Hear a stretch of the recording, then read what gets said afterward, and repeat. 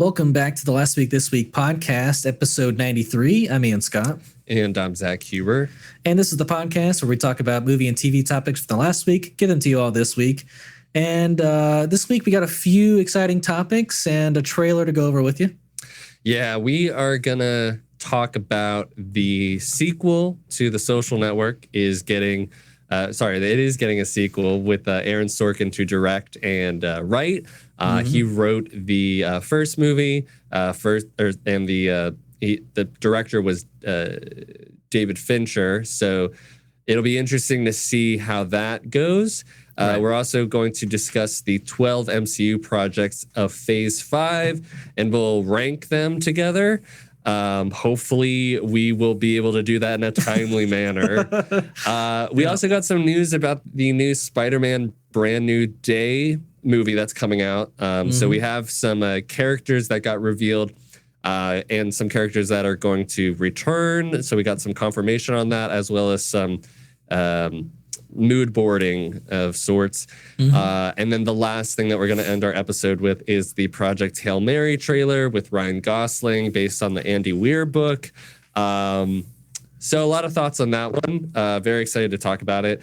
The first thing that we are going to talk about today, though, is I was not expecting this news. No, not at all. This kind of came out of nowhere. I was very surprised.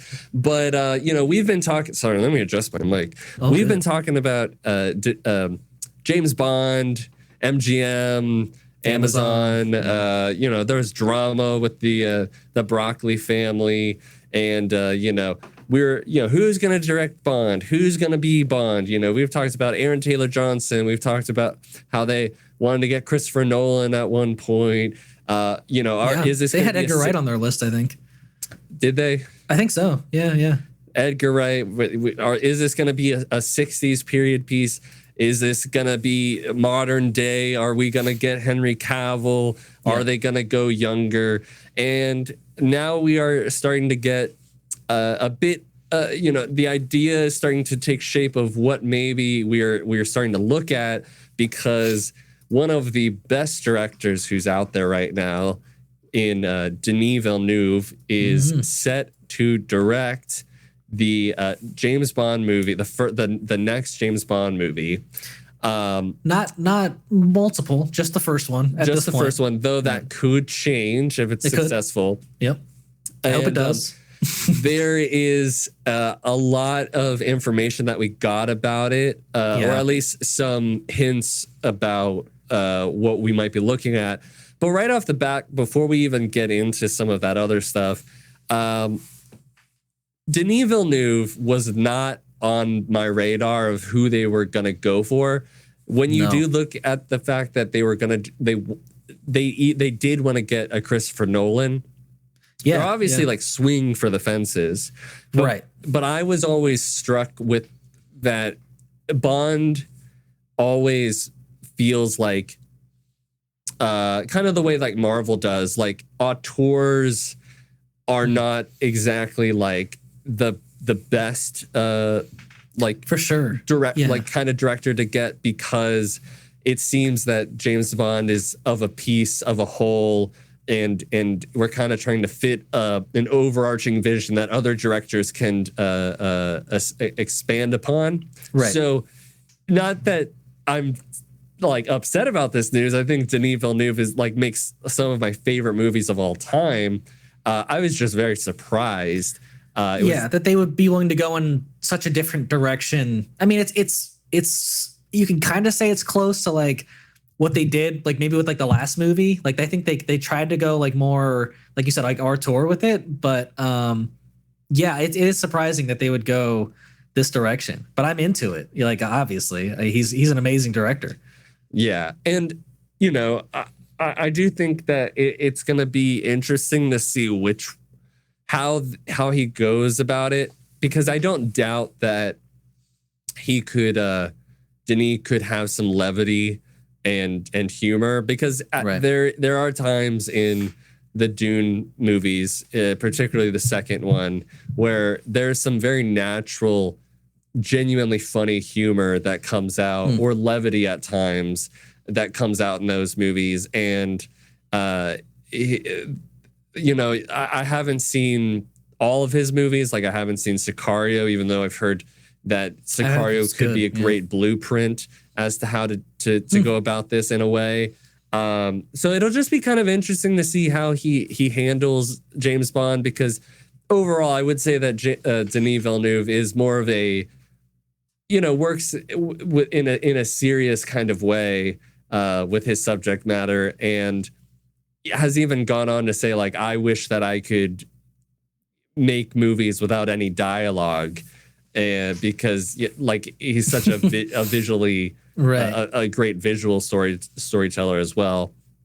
But he did say, like, some of his earliest movie-going memories were connected with James Bond, and that he's calling it sacred territory, and he wants to honor the tradition, but also open the path for many new missions, which kind of reads to me like, hey, like, we got to come up with this, like, press, like we're gonna have a press cycle about this, and we need you to say some stuff that makes it sound like you're on, like, you're a big James Bond fan, and you're gonna make some punny thing about missions, and like it's fine, like it's fine, but it does seem like it seems like everything that he said to me, like he said, like I'm like, yeah, he seems to be passionate about it, for sure, and I think that's always a good way to go. Well, and I think what's exciting is that he's already got like 3 other movies after like Dune, like, you know, Messiah, like lined up, and the fact that it seems like this is gonna be the next movie he works on before those other 3 movies. Like, I think that was a big thing for Amazon to get, is because, like, they wanted Christopher Nolan, but they didn't want to wait for him to finish the Odyssey, right? And so, yeah, the fact that he's like this excited to make it his next project is very cool. And I think by like shouting out Dr. No, like maybe that's like pointing to, maybe we get a remake, maybe not a remake per se, but, you know, like based on, do another Dr. No movie based on the novel. Maybe we get period piece James Bond because he loves Sean Connery. If you do Dr. No, I'd be that could be interesting. Yeah, for sure. I don't know. I've seen Dr. No. I found it quite boring. Did we watch it together? No, I've seen it by myself. Okay. I've found it quite boring. I feel like it's, I don't know. There's a way to make it good, but it definitely was like very stereotypical James Bond with like sneaking into the lair and going like some sort of trap that you've been set in, and there's girls who are like, they're I don't know. Right. But it was fine. It was kind of slow to me. Maybe I'd feel differently now. I don't know. But I have, you know, I haven't read the Ian Fleming novels, but an idea was brought up that I heard of what if you got a bit of his naval officer career mixed into that. Oh, like go really young James Bond. Yeah, like when he first gets like recruited. Could be kind of an interesting take. Well, I mean, that really goes, I mean, you know, and not to jump to the next little point of James Bond topic here, but like, I think that really kind of goes with like who they want for actor wise, right? Like the 3 actors on their wish list apparently are Jacob Elordi, Tom Holland, and Harris Dickinson, all very young actors, younger than we've ever really had for James Bond. So I could definitely see that. Yeah, I mean, the studio said that they wanted those. Of course they want those. They're like 3 of the hottest names to have it in a movie. What has Harris Dickinson been in, by the way? Do you know? Baby Girl. He was also in. He was in Iron Claw. Oh, okay. He's really good. Right. You know, I have no qualms. To be honest, he just look wise, he's my favorite of the 3. I think I'm weirdly a stickler when it comes to Bond being like British, and so I'm like kind of against Jacob Elordi doing it.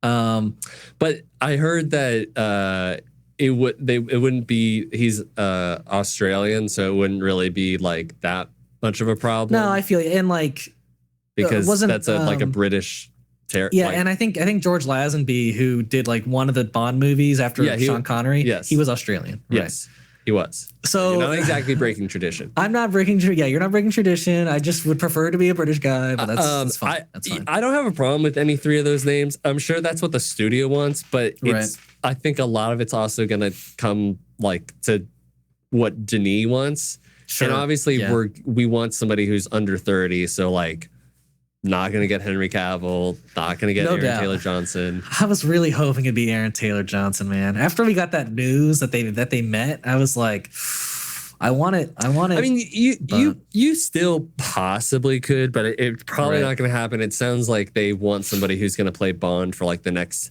20 years. Maybe that would be insane, but maybe. Yeah, I mean, because like what Daniel Craig did it for 15 years. Which is already a long time. Yeah, I mean, like adding 5 more to somebody who's 10 years younger than Daniel Craig when he started, or 15 years younger. I mean, that's definitely doable. Yeah, I mean, and I don't have a problem. Like, I think I could differentiate and like swap in my mind, like Tom Holland being a Bond, even though he's not my first pick, but he is starting as he's getting older to like have more of that square jaw. I feel you. Super ripped right now. He's just not at all what I picture to be James Bond. No, I agree. I think you're thinking like, yeah, he fits a really like good young James Bond, but then I don't think he'll ever grow into it. Like he'll always be like that same size and height. It's not like we're getting a lot more different with age. Like yeah, he'll look older at points, but he's not gonna. I don't know. You know what I'm saying? Yeah, I mean, I personally, I don't think it's gonna be Tom Holland. I would agree. Would lean more towards a Jacob Elordi or Harris Dickinson. But I'm also completely open for somebody else. I don't really care as long as they're a good actor. I really don't give a shit. Like, and that's all to say that. Yeah. What if they're Indian? What if they're black? Like we don't know which direction. To me, as long as they're a British man, that works for me. Right. Like, so I don't give a shit. I'm just very happy with the fact that you're getting one of the best directors working today. Yeah. Props to them for landing Denis, that's awesome. But I do think they're sticking with tradition that he won't have final cut with the movie. Yep. Which is something Christopher Nolan wouldn't accept, apparently. Yeah. So it's surprising that Denis would actually do it, to be honest. But maybe he wants James Bond that bad. I mean, when you look at granted, like I think Christopher, I think Nolan's also been able to make a lot of passion projects and he's earned final cut, like. But yeah, maybe it's like Denis, like, look, when am I ever gonna, it's one project I don't get final cut on. Like, what, I've already made Arrival, I've already made Blade Runner 2049, I've already made Dune, like what? Yeah. I don't know, like, but I do, and obviously, like, maybe, who knows if Christopher would have changed his mind after he did Odyssey? Probably would never, knowing him. Not. But yeah. But I think that's all we had to speak on with the James Bond news. Right. Just that's exciting. But it is coming out in 2028. It looks like, so we still have like 3 years to wait for this movie. So probably won't be talking about this one anytime soon, unless we get an actual casting randomly. Right. But. The next thing we wanted to speak on was the news that we're getting a sequel to the 2010 movie Social Network. That was directed by David Fincher, written by Aaron Sorkin. And Aaron Sorkin's coming back to write and direct this time. Right. But no word if Jesse Eisenberg is coming back yet. Right. You'd have to assume, like you'd like to think he would. Yeah. I mean, in some of the articles that have come out since this news, he was like, Aaron Sorkin was saying like, it's I wouldn't necessarily say it's a sequel, but it's a continuation of the story. I was like, I mean, tomato, whatever. But I get what he's saying. Like maybe it's maybe it's a maybe he's not the spiritual main character. successor in some way. I'm not sure. Right. Now, I guess my thought was like you go and follow like, you know, Mark Zuckerberg as he's now older and like more in the recent news, right? Like him going on trial and like, yeah, I don't know, Facebook acquiring all these things. Yeah, I mean, to me, like it would be very effective if it still was Jesse Eisenberg playing Mark. Absolutely. But whatever happens is fine. Sure. I'm just such a huge fan of the first movie. I think that the first movie is one of the. I mean, I just watched Fight Club again, and you know, David Fincher hasn't made a lot of movies, but the movies that he has made are just so easy and to watch. Maybe not Seven necessarily. Like that's not the easiest movie to watch, but they're so much fun. They're so engaging. They're so well paced, and Aaron Sorkin's such a great writer that them making The Social Network 2, part 2, whatever you want to call it, it is something that feels like we need to have in a way. I know you don't need to have a movie, but it feels like, considering everything that Facebook, when the 2010 movie came out, it was like, yeah, this CEO kind of fucked over everybody that he got in business with, and maybe isn't the most savory character, but in the end, he made this platform that everybody uses, and it's the social implications of that social platform weren't really something that we focused on. But now, since Facebook has turned into like so many other apps and types of social media. Well, the fact that it's not even Facebook anymore. You know, it's Meta. Sure, it's Meta, but you know, Facebook is just another social media app. It's not like the social media app. It's like another, and all the the movie is going to be based off these Wall Street Journal Facebook files by Jeff Horowitz, which was a series of articles that came out in 2021. Oh wow! That exposed the inner workings of and the harms by the social media network that is Facebook. Right.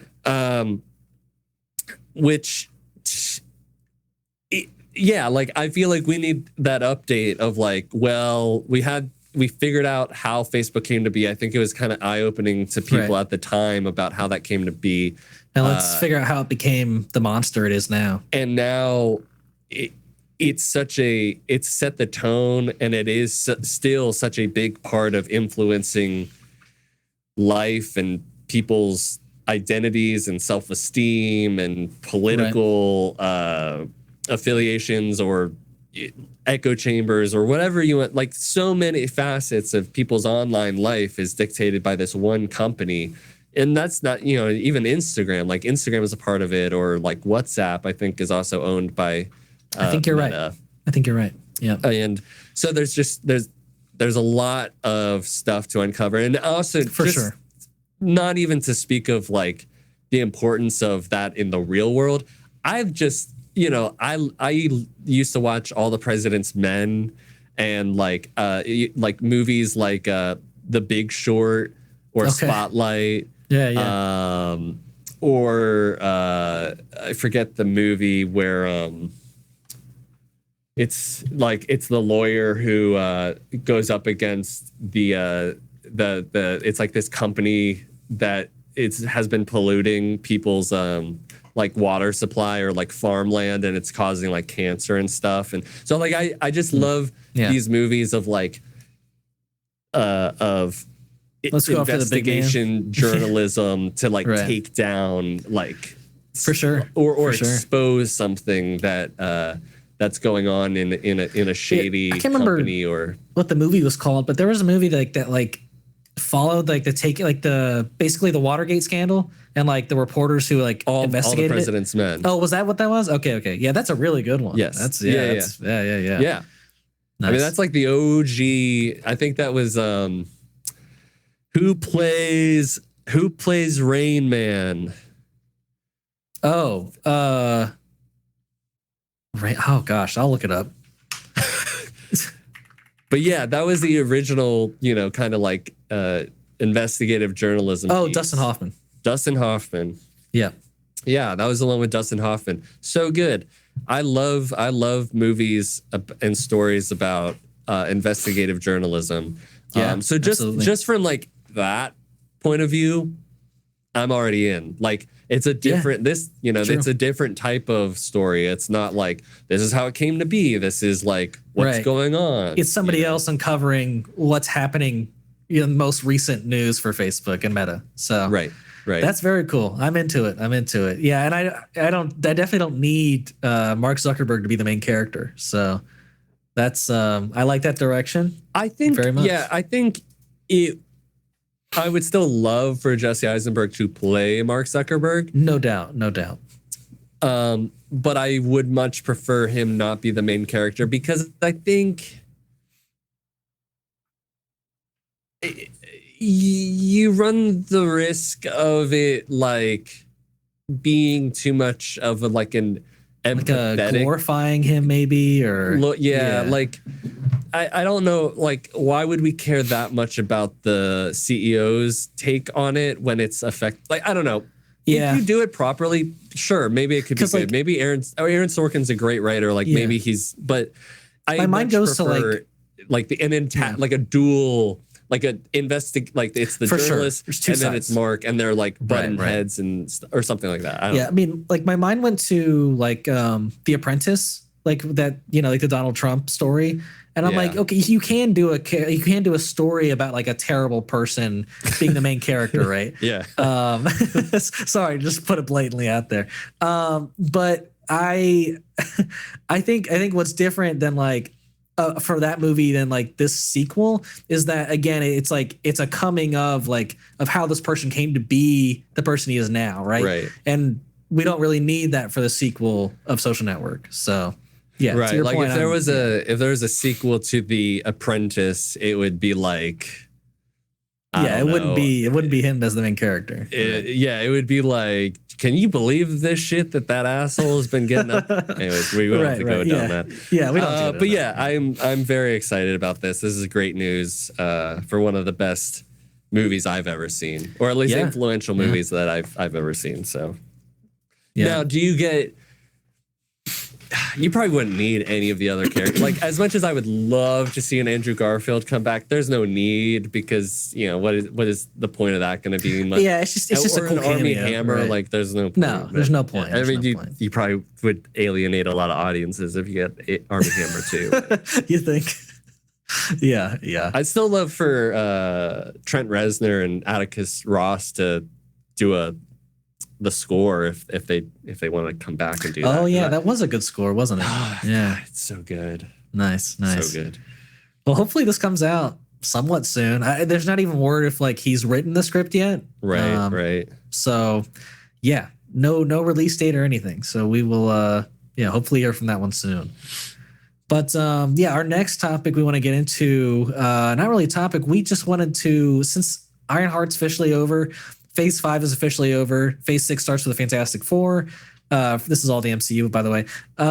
We wanted to rank the 12 projects that, together to make a last week, this week ranking of the 12 projects that came out in Phase 5. And those projects, I will list off really quick, are Ant-Man and the Wasp Quantumania, Guardians of the Galaxy Volume 3, Secret Invasion, Loki Season 2, The Marvels, Echo, Deadpool and Wolverine, Agatha All Along, Captain America Brave New World, Daredevil Born Again, Thunderbolts, and Ironheart. So kind of half and half movies and shows here, I think. And let's go from worst to best. You already know what my worst is. It's got to be Quantumania. Yeah, I totally agree. It's the worst project maybe Marvel's ever put out, and it deserves to be at the number 12 spot for sure. Yeah. Now for number 11, I know what I would put. Number 11. Personally, I guess I'd go with. I guess I would go with Echo. So you hate Echo more than Secret Invasion? I think so. I don't have anything about. There's nothing in Echo that I'm like, yeah, I'd watch. Like, there's still some things about Secret Invasion that I'm like, even though I never want to watch it again, there were still enough things in it that I didn't completely hate myself for watching it all the way through.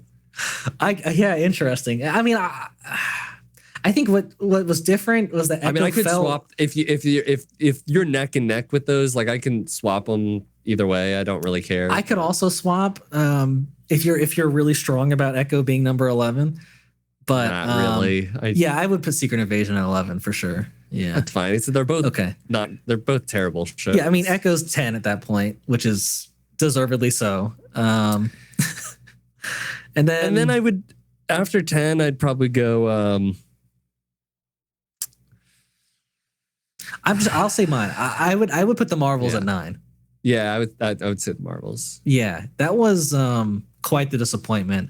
That has, like, in my mind, has gotten like worse the like more I think about it. There's just so many problems with the tone. I mean, I never liked it to begin with.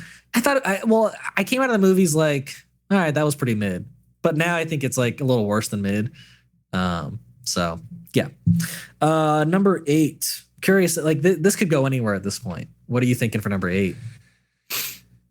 For number 8,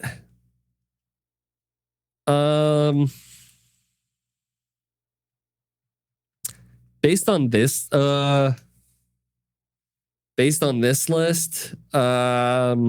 is there another list? Or based on what's left, I should say that. Okay. Probably Captain America. I'm totally in agreement with you. Absolutely. Yeah. There's nothing to me in that movie I need to like go back and watch again. Like nothing. There's zero. Yeah. I mean, like when I first watched it, I was like, I could potentially see myself watching it again. It grows less by the day. I'm sure. I could still see some things, or to watch it for like more of like a definitive, like this is what I don't like. But like, sure. I mean, it's just a pretty mid Marvel movie. There's nothing exciting. Nothing like egregious about it. No, but it's just so. It's fine. It's fine. After that, I would probably go with Ironheart. Wow, we're just nailing this ranking here. Yeah, I'd go Ironheart too. Yeah, absolutely. Because at least with Ironheart, there were some exciting moments, and I think some like really cool visual things, and characters had like actual journeys that they went on. Yes, yeah, they did actually have journeys, whereas Sam had 0 journeys. So right, yeah. That is a good point. So yeah, I go. What was that? Ironheart 8, 7. Ironheart 7. Yeah. And then if going off of Ironheart, I mean, this is when it starts to get a little tough. I would probably say Daredevil. I agree. Okay. We're just getting it.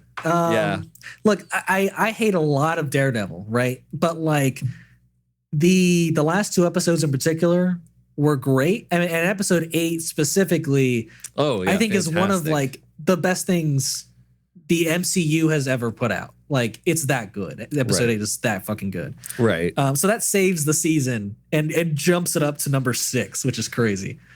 Now, after Daredevil,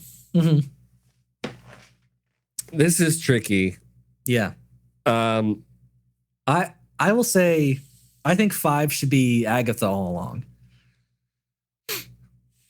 I don't know. Yeah. No, I get it. It's tough. Because the other one would be Loki versus Agatha. Really? Okay. Yeah. Interesting. I would need to fight for Agatha then, because I have Loki higher than where you have it. I mean, what's next after Agatha for you? I would argue Deadpool and Wolverine would be next. Oh, I mean, I definitely like Deadpool and Wolverine more than Agatha. So It's just that there are things in Agatha that like are it like there's an episode in there, yeah, like the that's third to last amazing. episode is like one of the best things that Marvel's ever put to screen. Agreed, totally. And yeah. It was just a genuinely like great kind of sequel show to WandaVision. Yeah. There's a lot of stuff I didn't enjoy. Yeah, I mean, right. overall, I guess I could put Loki higher because there was a lot. Maybe there wasn't as much like exceptional things about it. I think the story was just so like I thought Loki season 2 was better than season 1. Honestly, dislike things as much. I mean, yeah Agatha at that spot is fine because I definitely like Deadpool and Wolverine more. So yeah, okay. Agatha's number 5. I don't mind if you want to say Loki's season 2 is number 4. We can do that. It's up to you. Yeah, I would probably put it at 4. Okay. Yeah, I like. Funny enough, personally, because I like all the movies more than the TV shows. Oh, okay. Yeah, I think Loki would probably be like, if I was doing a personal one, it'd probably be like number 2. Like that's how much I think season 2 is great for sure. Okay, that's fair. But yeah, so I guess number 3 would be Deadpool and Wolverine. Is that what we're thinking? Yeah. Yeah. Okay. Cool. Yeah. So number 1 and number 2. I'm curious what your fuck. Because I have a clear like you know me, you know. Yeah. I think this is a tough one because I think it's down to Thunderbolts and Guardians 3, and there's a lot with Guardians 3 that like makes it very satisfying. It's a very interesting way that they structured the movie. Yeah, it's a darker movie than the first 2. It may not be darker than Thunderbolts, but it is a darker movie than the first 2. And there's a lot of great action. It's very I like the way that it's styled. I think it's just an amazing finale for that trilogy. It's a really emotional film as well. Oh yeah.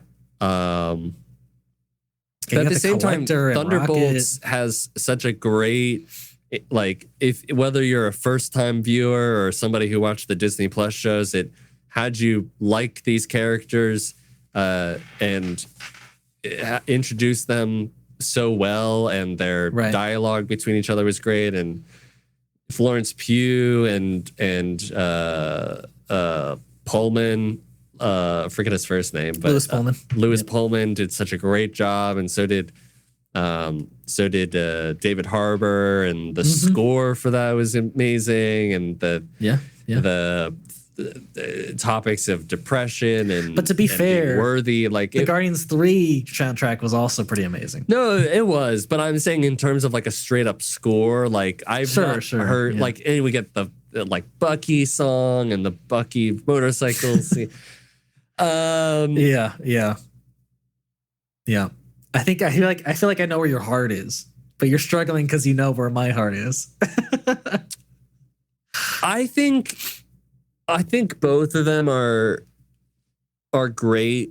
Yeah. I think that there are still a few things about Thunderbolts that I have problems with that I don't with Guardians. So okay. I would agree with that. Yeah. I'll put Thunderbolts in 2 and Guardians in first. Let's go Guardians 3. Yeah. So just to recap, our list from 12 to 1 goes Quantumania, Secret Invasion, Echo, The Marvels, Brave New World, Ironheart, Daredevil Born Again, Agatha All Along, Loki Season 2, Deadpool and Wolverine, Thunderbolts, and then Guardians of the Galaxy. So if any of you guys got a problem with that ranking, well, I would like to leave a comment. Just hearing that, like if you told me back in 2023, before any of these projects came out, right? If you told me that at the bottom of your list, at the bottom of the list was going to be Ant-Man with the introduction of Kang, I wouldn't have believed you. And I wouldn't have believed you. And if Secret Invasion was going to be as low as it was, I wouldn't believe that either. And that Agatha all along would be as high as it was. Right. And then Ironheart would be as high as it was. You know, like I get it that it's at 7, but like that's still higher than a lot of the projects. Yeah, like I would not have believed you. Yeah. Would not have believed. I also don't know if I would have believed you about Thunderbolts being higher than Deadpool and Wolverine. Yeah, that is surprising. I would have never guessed that either. So very neat how the Phase 5 lined up and ended up. It's actually, I do think, a better, in a way, like it is a better phase than 4 in some ways. It could be, but like, to be honest, I would only say like 5 of these, like the top 5, I think are like solidly good projects. But the bottom 7, like for the most part, I have a lot of problems with the bottom 7. So pretty rough phase, I'm gonna say. Yeah. For me to not like a majority of the projects, but I'll leave it at that. Phase 5 was definitely hit and miss. Yeah. But yeah, let's jump into a Phase 6 movie that's about to, we got some news on, I should say. Huge news that John Barenthal will return as the Punisher in Spider-Man Brand New Day. Crazy. Yeah, I don't think I saw this happening at all. No. No. We also got news that was insane. I got the update on that and was like, excuse me? The Punisher. I mean, look, it's cool because like the Punisher, I think, was introduced as like a Spider-Man villain. So like that's a cool like little piece of history you can throw in there. And they have some like pretty cool comic stories that you can pull from. I just think what's so interesting is that like we're getting rumors that like Mr. Negative is going to be in this movie and that like the Hulk is going to be in this movie, and you're like the Hulk and the Punisher and Spider-Man being like all in. I can't even grasp like the story that could be told with that. Right. It definitely seems like excited. Like with the mood board that we have. Yeah. From the director of photography, the DP. Yeah. Put up. It's definitely a darker movie. Like, yeah. The tone is darker like noir movie. Almost. You're gonna have probably like Hulk, like Hulkin. Yeah, which hell yeah. And like I feel like it has to be darker when you're looking at the fact that like you're gonna have Punisher in your movie. Like, now it's another like huge disagreements of morals. Yeah, absolutely. And now Punisher is gonna have to be toned down significantly to be in this movie. Like you're not gonna get the Punisher who's in Daredevil Born Again whatsoever. You might get the Punisher who was in the original Daredevil, like season 2. It's been a while since I've seen that. Because I think that's a PG-13 movie. I mean a show, So I think it could work. I just would love to see like what Spider-Man's reaction would be to like Punisher just killing somebody, blank, cold blood, just murdering somebody, and he's like, "Oh my god, what did you just do?" Right. No, I mean to be fair, holy I think shit, you can't just kill people. I think that's a great like tone shift from the last 3 movies, right? I think like you're getting into adult Peter and like him going up against like really complicated, like morally, questionable things and people and situations. And I want to see all of it. I think that's a great direction to go. Yeah, I agree. I also think that I'm curious, is like Punisher going after him? Is Spider-Man trying to team up change and go after Hulk? Punisher? Is he going after Hulk? Like, how is that all working out? What is Frank's mission post Daredevil Born Again season 2? Right. I think like one of the storylines I saw from the comics, which I thought could be cool, was that they're both investigating like a series of murders, and they both like think it's the other person, but then they find out it's actually like Sabretooth. And I'm like, or it's Mr. Negative. Sure, yeah, Mr. Negative, maybe, yeah. If you want to pull him in, I just don't know how Hulk fits into that story, but you know, I mean, I feel like you have to have Mr. Negative if you're literally. Maybe Mr. Negative like influences Hulk. Maybe that would make a lot more sense. I agree, because then you're like enraging him. Yeah, you know, yeah. And now again, I'd said that I don't necessarily need to see Spider-Man go up against Hulk. Like I feel like I just got that with Captain America. That's what I was worried about. Like it's just a retreading of a story. Now, really. if it's done really awesomely, like I don't know, I guess all sins can be forgiven. Yeah, for sure. But like, yeah, that would be cool. Have Mr. Lee negatively affect Bruce. He starts hulking out. Maybe Punisher has some beef with Mr. Negative and like some business stuff. Maybe he's tied to like his wife's his family's murder or something. I don't fucking know. Yeah. Do you know when this comes out? Brand New Day? Does this have a release date yet? It's the summer of 2026. Oh, that's interesting. Do you remember that they announced that the Punisher special, right? That's coming out fall 2026, I believe. Oh, so okay.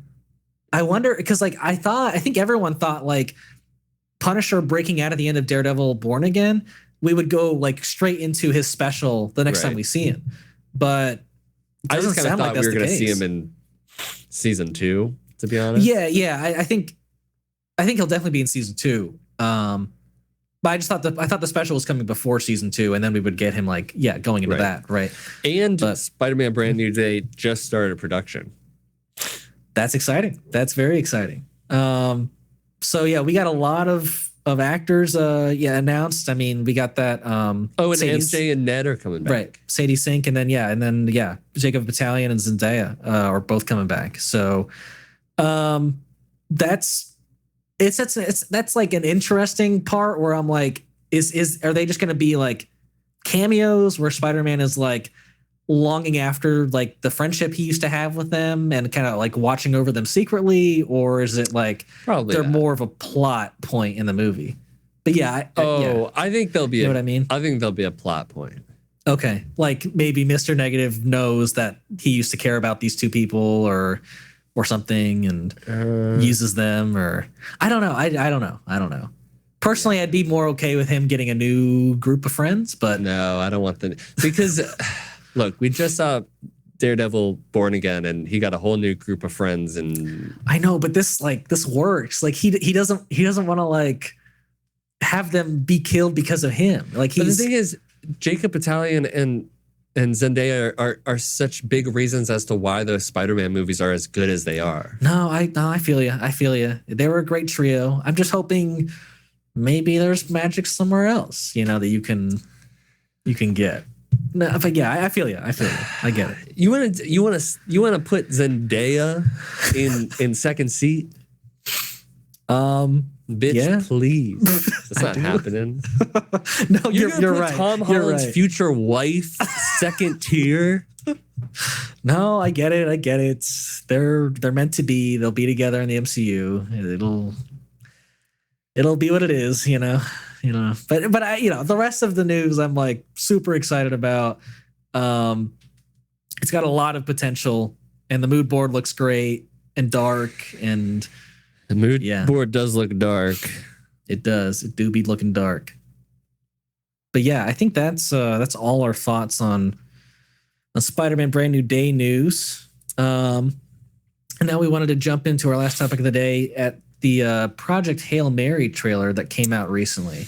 Yeah. This is a movie directed by some Spider-Man directors, Lord Miller, who did and the Lego movie directors. Yeah. Well, I was just, we just came from Spider-Man, but yeah.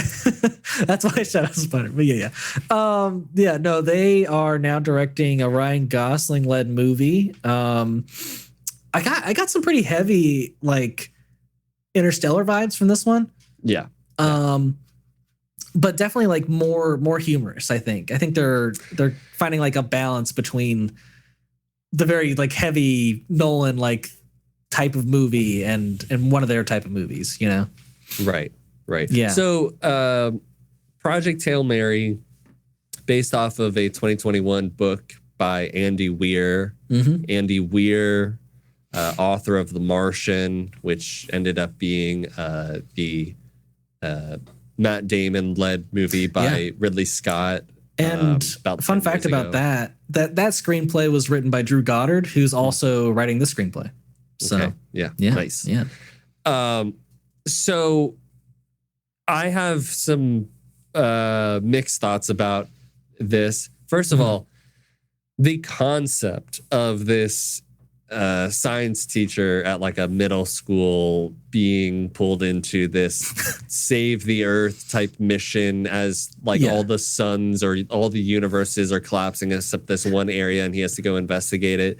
Right. Love that. Love stories like Armageddon, you know, with all the oil drillers going up to break apart the asteroid, or you know, Arrival with Amy Adams being an English linguistics expert who saves the world in her own expertise type of way. I really love science fiction movies that are kind of like this person who shouldn't be the one or knows nothing about like solving the Earth's problems and Earth's problems, like like and it typically is a more personal story in the end as well as like it being a larger one. Right. So, you know, full disclosure, I have not read this book. I have not read The Martian. I have not seen The Martian. Really want to. I'm disappointed in myself that I haven't. But I've heard nothing but great things. And I've also heard nothing but great things about this book. Yeah.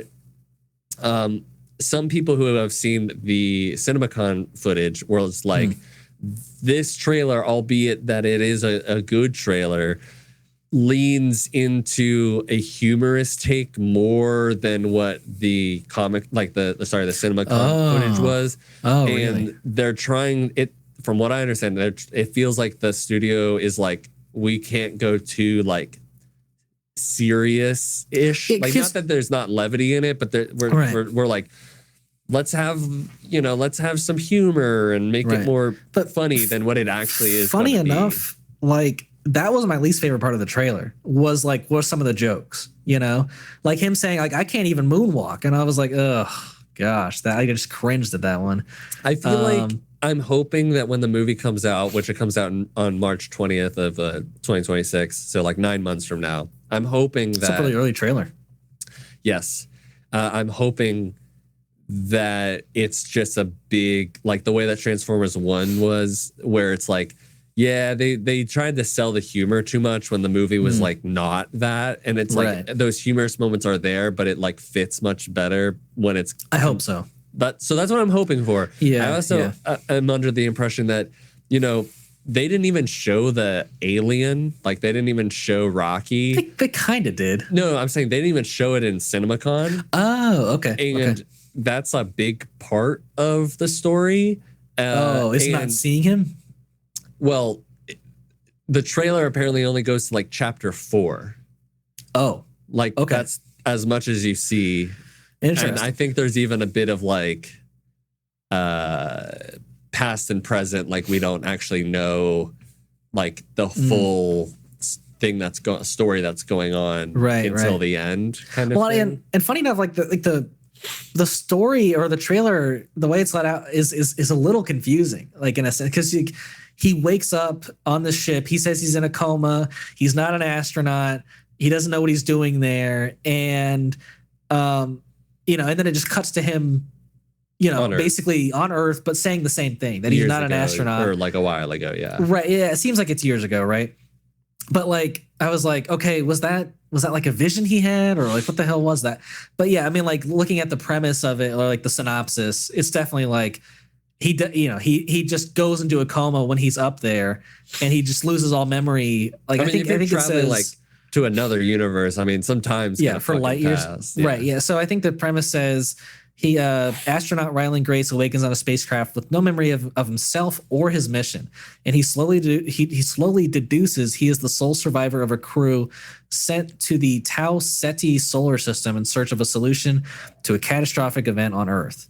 In his search for answers, Grace must rely on his vast array of scientific knowledge, sheer ingenuity, and human will. Yeah. So I mean, like that definitely explains it, I think, a little better than the trailer did, weirdly. Yeah, absolutely. I mean, and like I want to be clear, like, I think that this movie has the potential to be fantastic.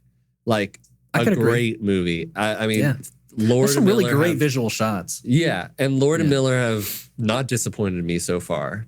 Unless they made like the Lego Movie 2, which was fine. It wasn't as I never good watched as the that first, but they have not disappointed me.